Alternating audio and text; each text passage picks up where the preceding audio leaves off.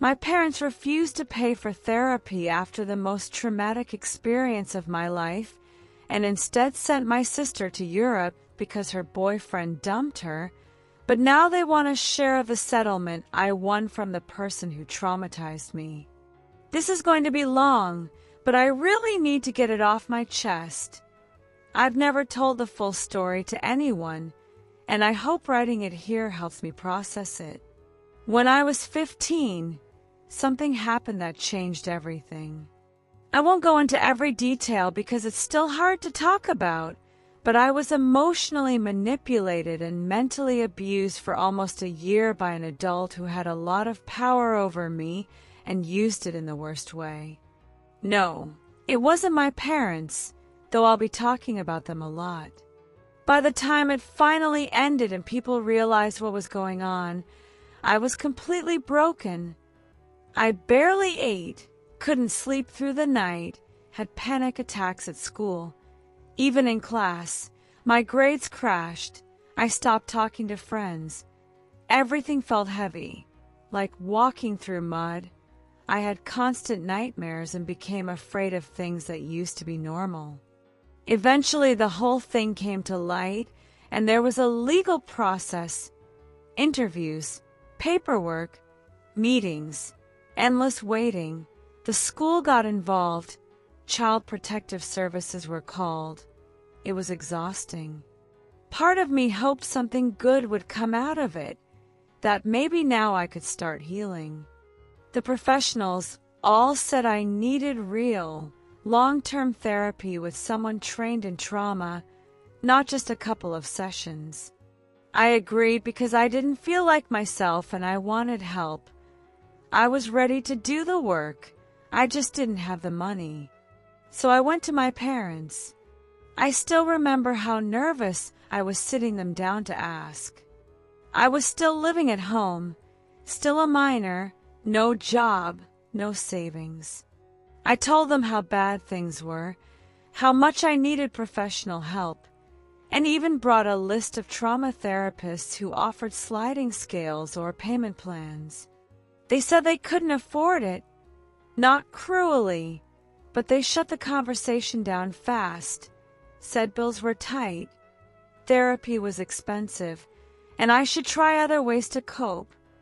Go out more, find a hobby, keep a journal, stay busy. They had a lot on their plate, and money was hard. I tried explaining that this wasn't just sadness or boredom, that I was having thoughts I didn't want, that I was scared, that I didn't know how much longer I could keep going, but it didn't seem to matter. They just didn't have the money. I didn't give up completely, so I looked for low-cost options myself and finally found a therapist who charged $20 a session for people in tough situations and agreed to see me once a month, which I paid for with babysitting or odd jobs. It helped a little, but it wasn't enough. I knew I needed way more support. A few months later, something happened that forever changed how I saw my parents. My older sister, Mandy, had been with a guy for about 2 years. He cheated and ghosted her. She was devastated, cried constantly, stayed in bed for days, lost interest in everything. My parents were extremely worried, checking on her all the time, asking what she needed. Not long after the breakup, they announced they were sending her on a 3-week fully paid trip to Europe, flights, hotels, food, everything, to give her time to heal, find herself, clear her head. I was furious. They told me there was no money for my therapy, watched me fall apart for months, heard me say I didn't know how much longer I could take it, yet couldn't find $100 a month to help me talk to someone, but they could drop thousands on a vacation for Mandy after a breakup, while I scraped together $20 for a handful of sessions. It was awful seeing that difference in how they treated us. I didn't say anything at the time. I didn't want to seem jealous or petty, but inside I was raging. It felt like I'd been begging for water while someone else got handed champagne. Mandy came back refreshed and happy. New clothes, hundreds of photos, stories about people she met. My parents talked about that trip nonstop at family dinners. After that, I made a quiet decision. I would never depend on them again. I started saving every penny, moved out as soon as I graduated, worked full-time while studying part-time, paid for therapy when I could, barely called home, rarely visited, just kept my distance and focused on surviving. Eventually, I got into a decent university on scholarships and grants, had access to free student counseling, and for the first time in years got consistent therapy. It was life-changing. I still had panic attacks, nightmares, flashbacks, but now I had tools to manage them. That therapist was the one who helped me realize I had a case. What happened to me wasn't just bad luck. It was prolonged serious emotional abuse with real, documented consequences for my mental health and functioning. I had medical records and a licensed therapist backing me up. So I sued. It was terrifying and took forever. Talking to lawyers, reliving things I wanted to forget, answering hard questions, reading things that made me sick. But I kept going because this was bigger than money. It was about making the person who hurt me pay. He'd already faced criminal charges, though not enough, so this was my justice. I won. The settlement wasn't millions, but it changed my life. Paid off all my student loans, meant I could afford therapy for the rest of my life if I needed it. Bought a modest apartment so I wouldn't worry about rent for a while. It was one of the best days ever. The trauma didn't vanish, but it felt good. Then my parents found out, somehow, maybe court records or Mandy heard something, and suddenly I started getting messages, casual at first, asking how I was, saying they missed me. No mention of a settlement. Then Mom called saying they were struggling. Dad's hours had been cut. Bills were piling up. Mandy was thinking about grad school and they wanted to help her. They didn't ask for a huge amount but made it clear they expected me to give them something. It felt like a sick joke. When I needed therapy, just to stay alive, they had no money, told me to journal. But now that I had a settlement, they remembered I existed, wanted to talk, were suddenly interested. I said no. If they needed money, they should write in a journal how much they wanted it, and maybe the universe would deliver. I wasn't in a position to help, didn't argue or explain further, just no. They didn't take it well. Mom cried to guilt-trip me. Dad said I was ungrateful and money had changed me, that I'd forgotten who my family was. Mandy got involved too, because some of the money they wanted was for her. I stopped responding. Honestly, I know they're struggling and it's not just an excuse to blow on nonsense, but that doesn't move me. Over time I've detached from my family. They're not strangers, but I feel no emotional attachment. They weren't there when it mattered most, didn't think I was worth the investment, so it feels unfair that now that I survived on my own, they want to share the rewards of a battle they didn't fight. I just wanted to share my entitled family story. I recently found this sub and figured mine fits pretty well. Edit. People asked why I didn't sue earlier and why as an adult. It's complicated. When I was a minor, I never even thought about it. And since my parents didn't care much about my case, it went nowhere. They wanted to sweep everything under the rug. Didn't want to be the parents of a daughter who went through what I did. Also, the legal process is different for minors. In a twisted way, it worked out better for me, because all the long-term damage that my new therapist helped document is what got me such a large settlement. My lawyer said if I'd sued right when everything came out, I'd probably have gotten a fifth or less, because the full extent of the harm was harder to prove back then. The damage grew over the years. The perpetrator did prison time. Not a lot, he's out now, which reopens old wounds, but there's a restraining order, so that's something. As for details of what happened, you can probably guess from context. I really don't want to talk about it, and it's not relevant. This post is about my parents and sister. I'm scared some comments, just want morbid details. Update 1. After I said no, I went silent, didn't block them, just stopped answering. It felt better than arguing, but they didn't like it. 2 weeks later, and I barely speak to message saying my parents were hurt and confused that I'd cut them off, that I didn't have to punish them for what happened to me since they weren't the perpetrators.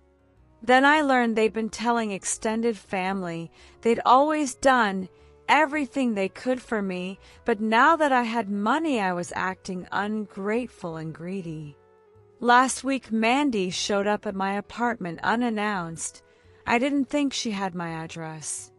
She said she was in the area and wanted to talk. I didn't let her in. We spoke in the hallway. She started calm, but it quickly turned ugly. Said the family was in a really bad spot. Couldn't believe I was still mad about something from years ago. Therapy isn't the only way to get over things. Maybe if I tried harder, I wouldn't have needed it. I was lucky to get money from the situation while others suffer in silence without suing anyone. Made it sound like I'd scammed the system or won the trauma lottery and should be grateful, not resentful. Funny, since they all wanted that money. I just said conversation over and went inside. Then this week I got a call from a lawyer my parents hired about a family financial matter, and an email. They claimed they're entitled to part of my settlement because they provided housing and food while I was a minor dealing with the aftermath.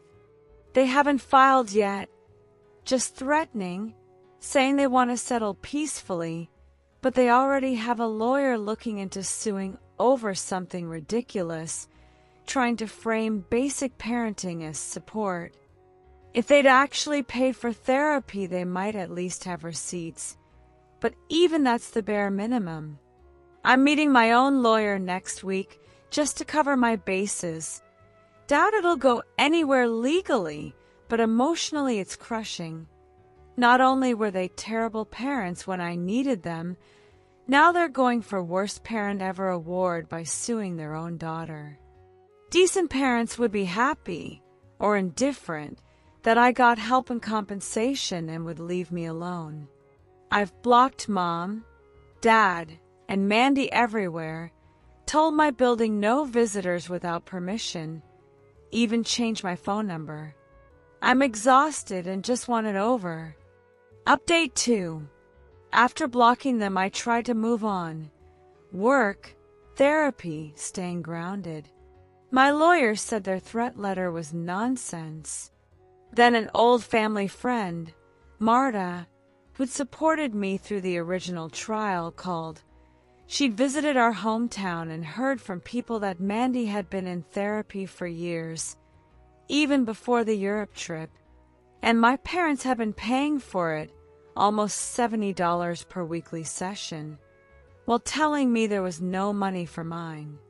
Worse, they'd been using my trauma to explain Mandy's issues to her therapist. Said Mandy discovered what happened to me, was traumatized carrying the emotional burden of watching her sister fall apart, suffered in silence. The whole ordeal deeply affected her mental health. They turned her into a secondary victim of my story and told others the situation had ruined the whole family emotionally. While I scraped $20 sessions, they quietly paid for hers and now use my pain to play victim. I don't blame Mandy for needing therapy if she did, but denying it to me, then using my suffering to justify helping someone else is disgusting. And they never once said, "We can't pay yours, but we're paying your sister's because she's struggling too." They just lied. My lawyer says providing psychological help is basic parenting, and paying for one kid but not the other looks terrible, bad enough that I could actually sue them. It's not about getting another big payout. It's that part of my damage was caused by them, and since they only care about money now, a lawsuit feels like exactly what they deserve. Update 3. I contacted Lucy, an old neighbor/family friend who babysat us and was around back then. I asked if my parents ever said anything to her about what was happening. She sent a long message. Yes, they talked a lot. Told people I was acting out for attention, obsessed with the idea I'd been harmed. Mom said I love drama and modern teens think everything is trauma. They joked about it, called me addicted to therapy culture. Dad told people therapy was a scam and I should get a job and toughen up. After I moved out the neighborhood, thought I'd cut contact because I couldn't handle rules and was just another entitled snowflake. All while paying for Mandy's justified therapy. Even worse, the money for Mandy's Europe trip wasn't all theirs. They borrowed a big chunk from my grandparents, telling them it was for me. A quiet healing trip, promised to keep it secret so I wouldn't feel exposed. Said they'd surprise me. They never sent me anywhere.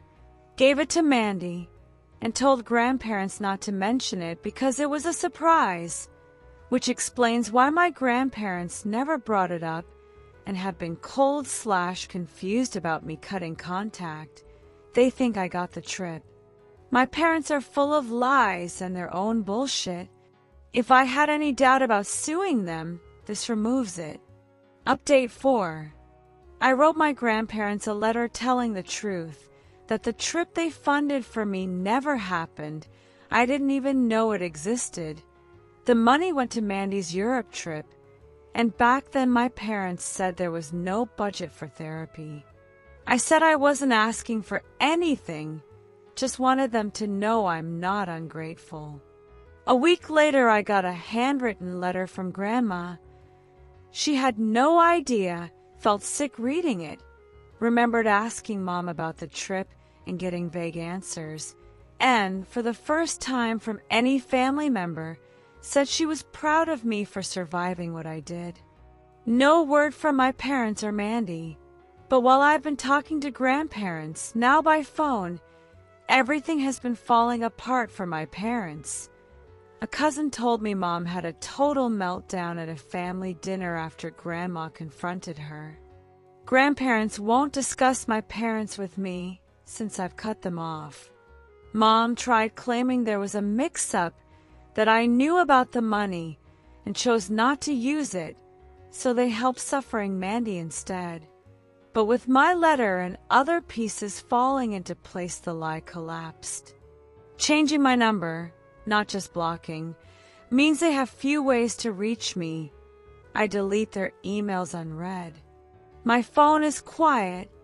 Only trusted people have the new number, and extended family is now fighting my battles, shutting my parents down whenever they try to justify themselves. Update 5. I've been quiet for a while, not even replying to comments, just needed distance from family drama. The lawsuit against my parents continued without much news, and they never showed up again. Their lawyer apparently advised against it, so they wouldn't hand me more evidence. The only real development was a mediation where they literally said, if we hadn't refused you help, your trauma wouldn't have been bad enough to win anything, so you owe us share. Their own threatened lawsuit never materialized, but they still believe I owe them because their neglect technically increased my settlement. We reached an out-of-court agreement, nowhere near the size of the first one, but it feels good. Holding bad people accountable always makes the day brighter. My parents aren't speaking to me, fine by me, and are playing victim, saying all this caused them huge financial and maybe mental trauma. Good time to remind them therapy works, but only if you believe in it. Otherwise, you can suffer in silence and come out stronger. That was their advice to me. They can use it now. Mandy had plans for my money too, and with my parents tighter financially, that's not great for her. It doesn't erase my trauma, but it feels good on multiple levels.